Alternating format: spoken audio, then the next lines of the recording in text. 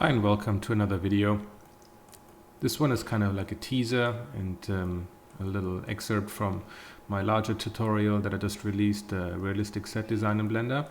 So I'm in the scene here that I built. So if you want to check that out, you can do so. I'll link it up below. And it's a really fun process on how I built some of the assets.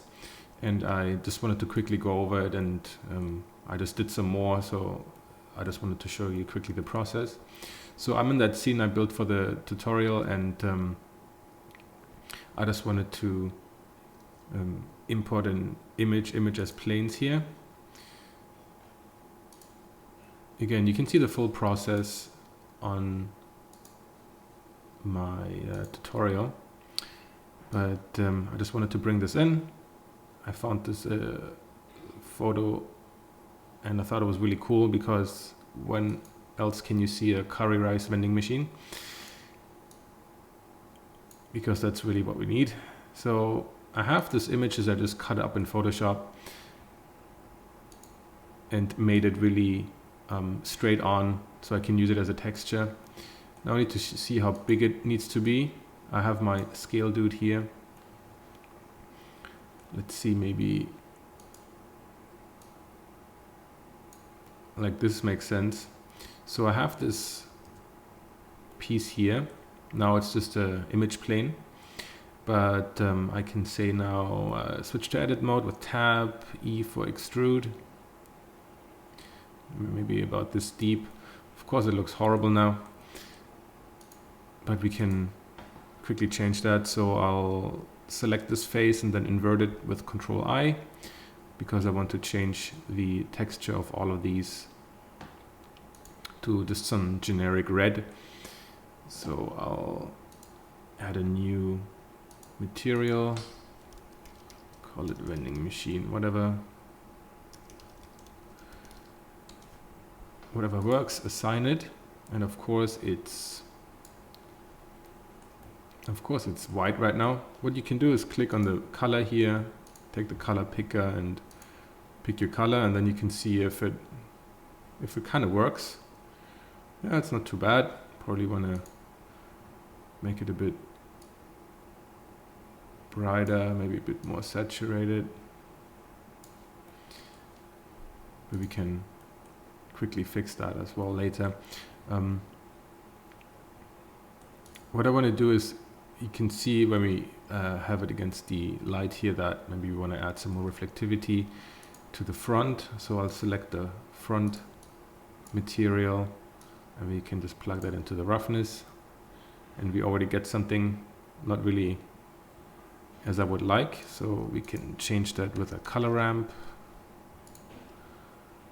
You can see how crushing those values will result maybe in a better reflection. Not the best, not the most realistic, but I think it serves us in this regard. So for the sides, let's maybe add some dirt. So I'll add my nodes and make a quick box projection with the usual workflow I use, and that I think anybody uses. I don't want to have it in the base color, I want to have it in the roughness. You can get a random gray texture with some dirt. Not now, I need to reset rotation and scale with Control A, and you can already see something. It's actually a semantic texture, but it will just work just fine. I want to probably stretch it a bit vertically so I can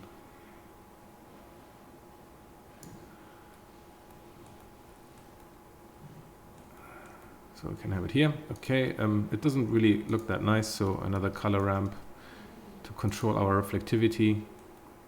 I'll try to get a good angle here so I see how the reflection changes. So you can see we make it shinier here. So it kind of matches the shininess from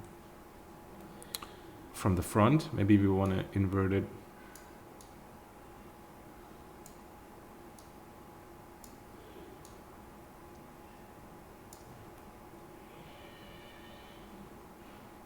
Maybe this looks cool. Maybe a bit too shiny, but it's fine. You can dial that in. This is just a quick overview. And now I want to make some adjustments to this, because right now it's completely flat, and we can spend just a tiny bit more time in making it a bit more realistic. So of course you've seen this technique to a far in a far better way with Ian Hubert. I'm going to link to his profile below, so if you don't know him, you should definitely check out his stuff. And I don't go into that much detail, because for that you can check out his tutorials and his videos where he takes it even further. But I just want to do it just good enough, and do a little bit of my own thing here. No, I don't want that. So I'm adding all these edge loops with Control R, so I can cut these up quickly and extrude and do some insets here and there, which will just give this thing just a tiny bit more realism. So I have this, I can switch to selecting my polygons here, my faces, maybe another one here. You can extrude this further, and you can take this further and further and add more and more detail however you see fit. You need to decide how much time you have, how much time you can spend on each asset, and how important that asset really is in the overall priority list in your scene. Move this in a little bit.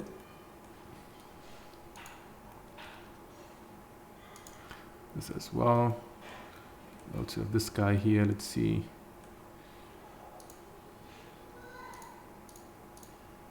We kind of follow a little bit the structure here.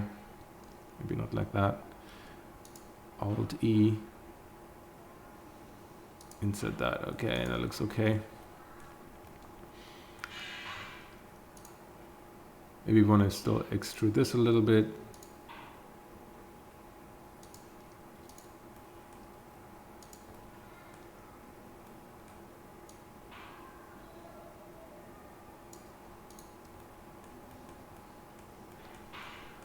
Okay, I think this looks fine.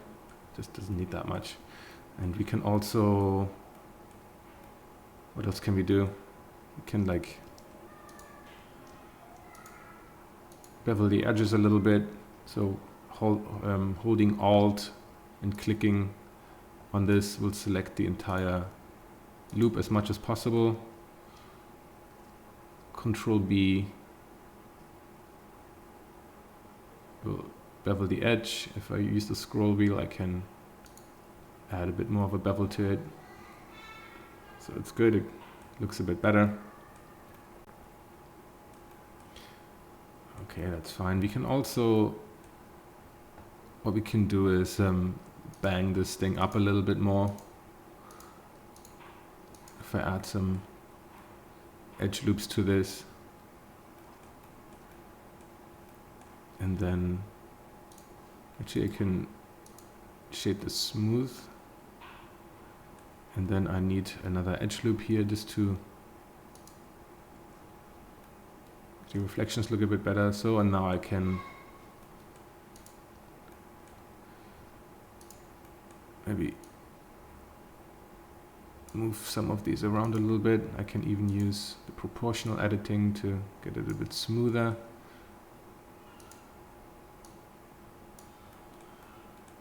So it just looks like it's not that pristine anymore.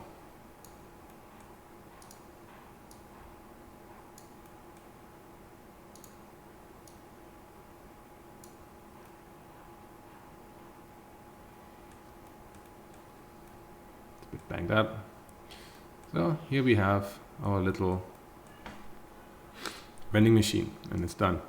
So I did this one, and then I did actually couple more.